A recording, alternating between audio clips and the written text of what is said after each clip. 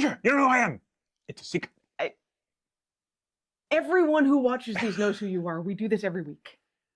You don't know who this identity is. That kind of secret identity. Well, yes, that's the game. Yes. This is a snap review for Secret Identity.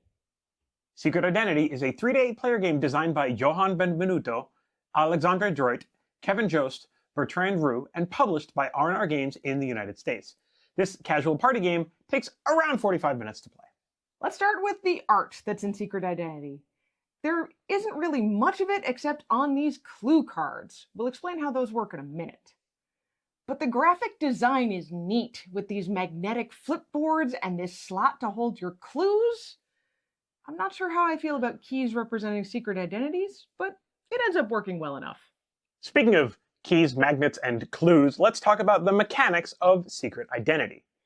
To begin, each player takes a player board, or personal safe, their voting keys, a scoring cube, and 10 clue cards. Put the scoring board and the mystery keys, that's the gold ones, face down in the middle of the table, and put an identity at each of the 8 numbered arrows around the board. This is true no matter how many people are playing. Each player takes a mystery key, looks at the number secretly, and inserts it into their safe face up at the key icon. Make sure nobody sees it when you close the magnet. That is your secret identity. Then, each player uses up to 3 of their clue cards to give clues about who they are to everyone else at the table. They can put them on the is-like side or the is-not-like side of their safe. Then, using their voting keys, everyone chooses who they think each other player is and gives them the corresponding key. You'll want to hide this number 2 until the big reveal. Keep putting these keys face up into your safe, just like the mystery key. Once everyone has voted, reveal the votes. Players get 1 point for a correct vote on someone else, and 1 point for every correct vote on their secret identity. Discard all the identity cards, return all the keys, and do it again. There are 4 rounds in Secret Identity. But wait, there's more. You only get 10 clue cards total, so you're going to have to figure out how to distribute those for your clues. No over-cluing. That last round can get pretty interesting and difficult. Whoever has the most points at the end wins. So Anitra, let's talk expectations. What did you expect from Secret Identity? You told me it was fun. I was kind of unclear at first at how this game played, so I hoped it didn't involve hidden goals or, like, social deduction. Well, I wondered if it had anything in common with The Key, those games from Haba, when I first opened the box and there were all of these keys. I liked the finish of the player boards, but I couldn't really figure out how all of this stuff came together. But I think we were both surprised with this game. What about you, Anitra? This was a lot of fun. The clues people come up with get really, really interesting. It reminds me a little bit of other guessing games like Similo or So Clover, where it helps to look at what all the options are to determine what clues are eliminating or pointing you towards.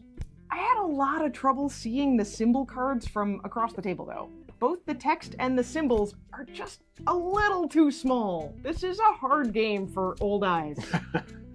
I definitely like guessing games like this where your choices are constrained.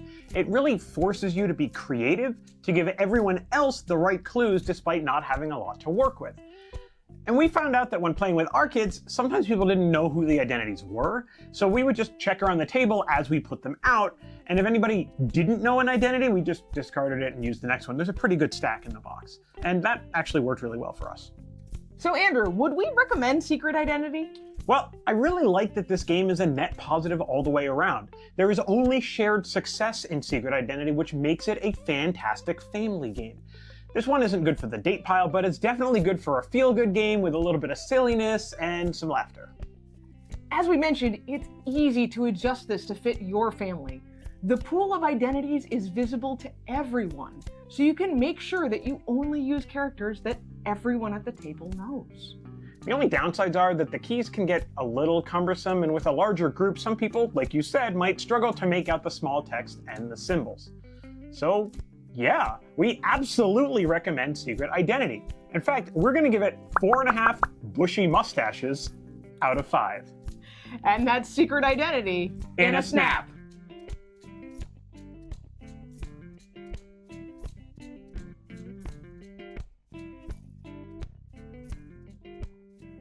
For Landru and published by R&R.